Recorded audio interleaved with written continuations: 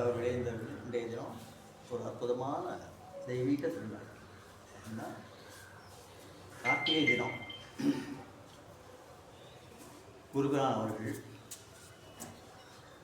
ஞானம் பெற்ற நாள். இந்த ஆற்றல் மிக்க நாளில்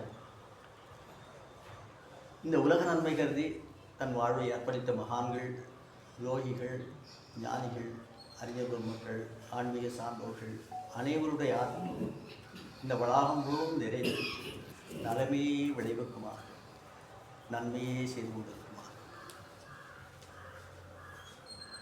இந்த சித்த வேதம், சித்த வித்தை.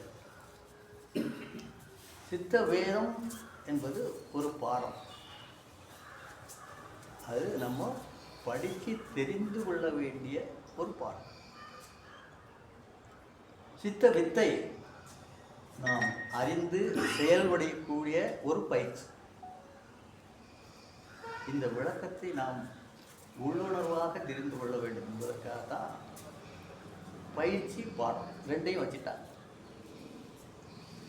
இது நம்ம உள்ளுக்குள்ளே செய்யக்கூடிய விஷயமா இருக்கிறதுனால வெளியில் நம்ம எதையுமே பேசி தெரிந்து கொள்வதோ கேட்டு தெரிந்து கொள்வதோ ஒரு குறிப்பிட்ட அளவு தான் தெரிந்து கொள்ள முடியும்.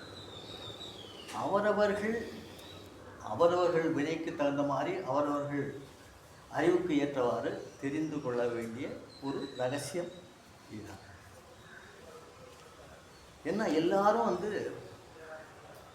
வெளி விஷயங்களை பற்றி சொல்லிட்டு போயிட்டாங்க. உள் விஷயங்கள் வாங்கி செய்வதற்கு அப்போ அவர்கள் எழுதி வைத்த ஒரு குறிப்பு. அந்த குறிப்பில் நாம் மனம், உயிர், அறிவு, ஜீவகாந்தம்,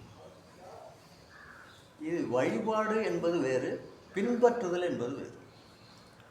வழிபாடு என்பது பூஜை பண்ணுறாங்க, சோறு போடுறாங்க, சாப்பிட்றாங்க, அது வழிபாடு. பின்பற்றுதல் வித்தை. இந்த பின்பற்றுதல் என்பது தான் ரொம்ப இடிக்கும். ஏன்னா குடும்பத்தில் இருக்கோம், தொழில் பண்ணிகிட்டு இருக்கோம், சமுதாய நட்பில் இருக்கோம். இதெல்லாம் மீறி இவ்வளோ பேர் வந்திருக்கீங்கன்னா உங்களை நான் நண்பர்களே, இந்த தினம் நமது நண்பர் ஒரு நல்ல ஒரு வித்தியார்த்தி நடராஜன் அவர்கள் வந்திருக்கின்றாங்க. திருமஸ்ரீ நடராஜன் அவர்கள் இந்த தினம் நமக்கு சிறிய விளக்கம் தருவார். வாங்க.